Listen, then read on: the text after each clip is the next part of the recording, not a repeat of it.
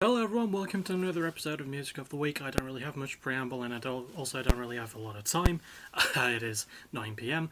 But we have 6 albums to go through, so it's going to take a bit longer than usual. So let's get through it as quickly as we can. We begin with the Front Bottoms and their newest album, You Are Who You Hang Out With. Now, this is a band I've heard of before, never really fully listened to, I didn't know a lot about them. They're a sort of folk rocky, emo, indie sort of band. This is their first album, Fueled by Robin, which I think is why this album gets the lowest grade of the episode, but it's only a B-.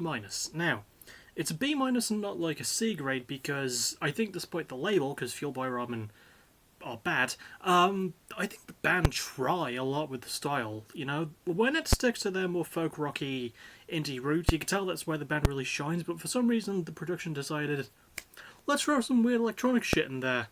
And it just doesn't work, which is a shame because, usually I'm all for that sort of experimentation, but this is just too cells that either because production or something else just did not mix well. I do think that when the riffs shine, it is more due to the acoustically like guitar, which is really, really strong. I like the drum work too, the bass is quite nice. There are some really solid lyrical themes of anxiety and angst and some bits of love as well. I think the performances are really good. The lead singer especially does a really good job. The production is sort of one of the lesser points for me, and I think the structuring is fine because, well, okay, the structuring's weird because I think if they mix the electronic elements more with the folk stuff, I would have gotten used to it over time, but the fact that the electronic stuff is so sparse makes it feel so much of a whiplash. But it's still pretty solidly done, and lowest grade but only a B- is not a bad thing, so I still recommend giving it a spin, but there are a few growing pains that come with it. Next up is Gel with their debut album, Only Constant. This is a hardcore punk band slash post-hardcore sort of band, and I felt like this was a really strong debut. This one came out back in March. Spoiler alert, by the way, a lot of the Music of the Week episodes for August and also September will be covering stuff I missed earlier in the year. This one gets a B+. I thought it was some really fucking strong stuff. It does lose a couple of points maybe because it's not a very long album. There's like 10 songs and only like 16 minutes, not even like... It's just a shade under 17, I think. But it's still really nicely handled. There are some really snarky lyrics about things like individualism and trying to stand up for yourself, all done with a very fed up way. And there are some like slights against the music industry as well, which I appreciate. The band have a really good attitude on their heads as well. I like the guitarist and like the guitar work in general. It's really fast and furious. Drumming is quite nice too. Production-wise, it's really clean for what it is, but it's still got that really nice punk rock, authentic sort of raw edge to it. Really well balanced, and structurally-wise, again, short album, but knows exactly what it is, doesn't waste any of your time, and utilises what it does have very, very well. So, all in all, a very effective debut, and not really many notes to make for their future releases if they do stick around, because this was a really solid start, so I'm looking forward to this sophomore. Next is Humanity's Last Breath with their new album, Ashen. This is a band I've covered once before with the 2021 album Vald, and this gets the tied highest grade of the episode. This gets an A. Yes, there's another album which has an A later on. I really fucking like this one though. I think it was all the... They did resolve a lot of the issues I had with Vald in that it felt a bit too heavy and didn't really feel like much else, but this one adds so much atmosphere and such a misanthropic feel, and I did say this during my written review of it on Discord. It's nice to have an album that sounds like it doesn't give a shit about me. Like, it sounds like it wants me dead.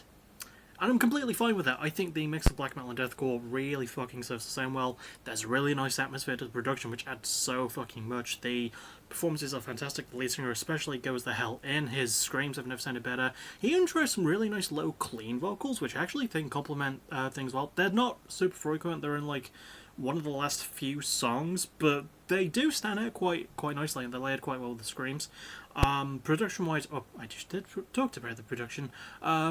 Instrumentally wise, there we go. It's really well handled. I like how fucking heavy it is and how well it mixes the styles. It's just on full blast all the time. Does not give you any time to break, but it does respect that time as well. And it does try to mess around with things as well.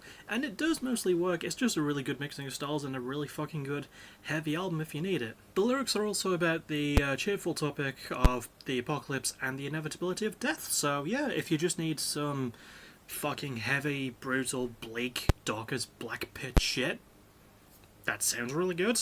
Give this one a go. Next we have Skindred and their newest album, Smile. Skindred is a band I've known about for roughly 2 decades, I would say, by this point. I fucking love them. I think they're a great band. This album gets a B+, though. They're a hardcore punk band, primarily, that mix in elements of, like, alternative metal and reggae. and some funk and rap. They're just a really fun band. This is probably the most fun album of the ones I've heard. I've listened to all their stuff since Union Black. I haven't really heard much or any full albums before that, but yeah, it's just nice to hear them having fun. The instrumentals are really nice and crunchy. The guitar work is especially fantastic. Mikey Demus is such an underrated guitarist. He does not get enough love for how good his riffs are. Benji Webb, obviously the lead vocalist, charismatic as ever, really versatile, sings really well, screams quite well too. This is probably his best album in terms of his singing ability. He just sounds really good. The production's really well handled too. I'm glad that they switched to Earache, because on the previous label, I can't remember the name of it, but you see it pop up, they just didn't really feel at home there. But on Earache, they're a much more accepted band. Earache is just a really good label in general. Yeah, lyrically wise, it is about themes of just doing whatever the fuck makes you happy. There is some political stuff, there's some stuff about love, but the main theme is just happiness and wanting to put a smile on someone's face. I quite like that. Structurally wise, it doesn't lend itself too much into too much experimentation. Well, yeah, except outside of the band's core stuff, but it's a nice way it does pop up. It's very consistent and a very fun sound. It's just a very fun album, so if you just need something that's fun in contrast to the bleakness of Ashen by Humanity's Last Breath, I can recommend giving this one a spin. Next we have another debut. We have Speed Plans and their first album, Statues of God. This is also a hardcore punk act, more leaning into the punk sort of thing, and this is another short album. It's only 16 songs long and it's not even 12 minutes, I don't think. Giving this one a B. I really did enjoy this one. Again, one of the things that does kind of hurt it is the structuring, but the band's... Yeah, I did see some interviews about the album. The band just did whatever the hell they wanted. I think they self-produced it as well. I could be... No, it was done by Adrian Sherwood, I remember now. Whoever the hell that is, I'm not really sure, but they did a good job with this album in terms of production, just keeping things very dense and thick and heavy, and that really fits the instrumentation really well. It's just so fast and full blast, and over quick, yeah, so there's not really much room for melody. But that was kind of the entire point. There's not really even much of lyrical themes to talk about. I even tried searching for stuff. There might be some loose references to religion, but the band just said shit, really. There's really not many themes that you can find, or many lines that you can find, and I did try looking, but the band's purposefully left that unsound. They wanted to let the music do a lot of the talking, and I think that really fits it well. I think the performances are great too, and again, another really solid debut. Not really many notes, just... I don't know, maybe stories. I am a guy that cares a bit about lyrics, in case you couldn't tell, so... Yeah, but besides that, this is a really good debut, and Speed Plans, just stick with whatever the fuck you're doing. This was really good shit. By the way, if you can hear that whirring sound, that is my fan. I'm just really fucking hot. Anyway, finally for this video, we have Teenage Wrist and their newest album, Still Love. This is a band I've listened to pretty much from the start with their 2018 album. I've listened to all their stuff since then. Sort of easy to do considering that this is their third album. It also gets the highest grade of the episode. This one also gets an A. This might be their best album. I think they've definitely improved a lot from the age of Chrome Neon Jesus, which was the name of their debut, which is a fantastic name for a debut album. I like that one. I like the second one a lot too. I can't remember the fucking name of it. I think it was Earth is a Black Hole or something. But this one might be their best one in terms of vulnerability and musicianship as well. The lead singer, Marshall Gallagher, I think his name is, I will correct it if need be, does a fantastic job with the guitar work. His vocals have come so far as well. There's some really nice guest spots on the album, but it's the main two band members, which are him and Anthony Salazar, the drummer, who do some, again I'll correct that if need be, who do some fantastic work together. I love the production of this thing. It's so fucking clean and so organic as well. And the sound is like a shoegazy, emo-y, alternative rocky metal-y sort of sound, more post-grungy than that, but it's really nicely handled. It's very vulnerable in terms of its writing. There are themes of anxiety and some stuff about nihilism and social media, but it's mostly just, again, trying to come to terms with the post-COVID bollocks, and it proves that, this year we can have good post-COVID complaints as a good theme on an album like this. Structurally wise, it's very, very rich. It does a lot with the sounds that it has.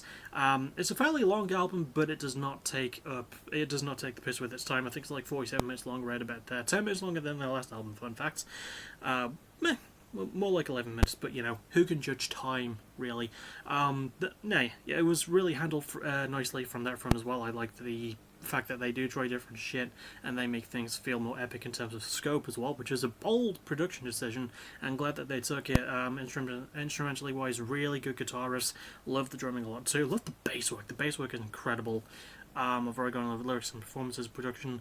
Structurally wise, everything about this album is just really fucking great, so go and check it out when you can find the time. And that'll about do it for me. The next thing you'll see me for, well, tomorrow I'll likely be doing a reaction of some sort. It'll either be to the Slaughter to Prevail song titled Vikings, or Viking, whichever one it is, or it could be to the Arcade trailer from Street Fighter 6. And that does remind me, I was intending to do the Raven and Azucena trailers from Tekken 8. However, I recorded the Raven reaction just fine. And then I paused so that I could load up the Azucena video on YouTube and watched the whole thing and reacted to it, but I forgot to unpause my camera. So I decided to just not do that. She looks fun though. You know, Raven looks badass as always, Azucena looks like a lot of fun. Coffee-based character, first ever Peruvian character, and I like her stage. Her theme's pretty dope too, so yeah, those are going to be pretty fun characters to play. I mean, I know Raven is, it's nice to have him back. But that's really all I can think of. Oh, my ranking system, because that's always the most important part about these. So at the bottom we have the front buttons with You Are Who You Hang Out With, Speed Blends with Statues of God, Gel with Only Constant, Skin Dread with Smile, and you could easily trade the top two, but if I had to pick in terms of preference, I would go with Teenage Risk with Still Love, and then Humanity's Last Breath with Ashen as my top album of the last weekend. But as always, go and listen to all of these yourself, formulate your own opinions, because that makes the most interesting conversations and arguments. That's what's next from me. Well, tomorrow night, besides the reaction video tomorrow night, the next show in PPW vs AVW, that should be a lot of fun. I've got to sort out the card for it, but it will be done by then. So that's really all I can think of. As always, thank you for watching. You're awesome. Bye-bye.